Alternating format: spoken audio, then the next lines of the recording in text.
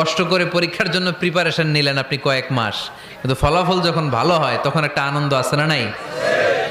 সারাদিন রোজা রাখলেন রমজানে, কি কষ্ট, তৃষ্ণায় গলা ফেটে যায়, কিন্তু ইফতারির সময় যখন রুহাবজা শরবতটা খাই কেমন লাগে? একটা আনন্দ আছে না নাই? এজন্য আল্লাহ বললেন فإن مع العسر يسرا إن مع العسر يسرا। ও নবী, কষ্টের দিন মক্কায় অল্প কিছু দিন, মদিনাতে আনন্দের দিন অপেক্ষা করছে। আমাদের জীবনে যদি দুঃখ কষ্ট আসে আমরা ধৈর্য ধরবো, তাওয়াক্কুল করবো একজনের উপর, তিনি কে? কারণ আমরা বিশ্বাস করি কষ্টের দিন এটা চিরকালের জন্য নয়, সামনে আনন্দের দিন আমাদের জন্য সেট করে রেখেছে কে?